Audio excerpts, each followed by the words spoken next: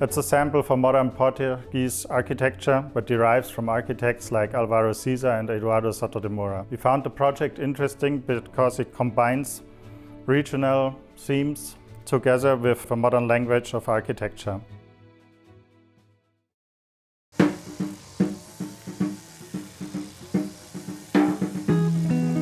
We find ourselves in Alcácer do Sal in Portugal. On this desert terrain, architects Francisco and Manuel Mateus have erected an unusual residence for the elderly. What looks like a modern sculpture from the outside, elegantly integrated into the surrounding landscape, actually functions as a hybrid of hotel and private residence on the inside. The idea is that the building is a wall that contains this park and works with the typography. It comes from 0 on the highest point of the land to 3 levels at the end. And this idea is really to design a building working with the landscape and to involve this park. Outside space is indeed an important element of the construction. It is accessible from everywhere and lends the open structure of the architecture fascinating plays of light within the long stretches of the building's interior. As the architects skillfully play with light and shadow, inner and outer space, the architecture becomes a living sculpture.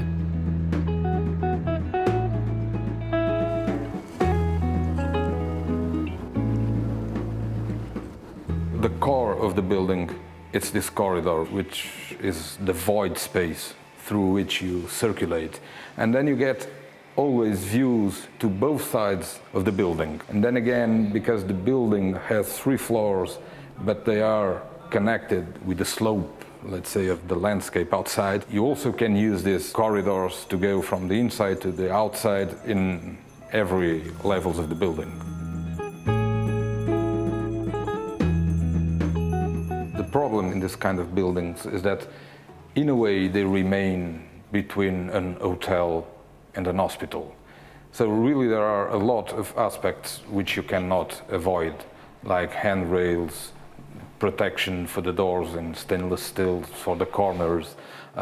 Even the bathrooms have to have a special design for the movements of the wheelchairs and things like this. So we did try to avoid the general idea of luxury and look more into things like spatial quality, different lights coming into the building, talking about an atmosphere that would move along the day. An atmosphere created not only by the precise cuts between light and shadow, but also by the building material itself, one which is invisible at first glance: brick. The clearly defined cubes were realized by filling the weight-bearing concrete structure with clay blocks. This type of white-plastered brick architecture has a long tradition in this area of Portugal. Both the architectural form and the brick itself keep the building's interior cool, even in the scorching summer heat. Apart from the thermal question in which the bricks have an important role, I would say that the bricks are very easy to work with. I mean, you can move a brick wall several meters, even though all the bricks are connected. You can increase its dimension, you can cut it, you can open it, you can use all kinds of dimensions with brick, and it's very easy to work with. Though you don't see the brick, it's very important on this building, because if you look into the building, there are a lot of angles that are not connected. You don't have columns on the facades, because these volumes, a lot of times, they don't touch each other. That is to say that all the structure, in order also to be thermically protected and all this, all the structure is kind of hanged.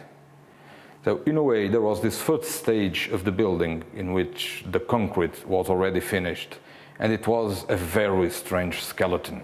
So the first time I really understood the building was when the bricks wrapped the concrete structure.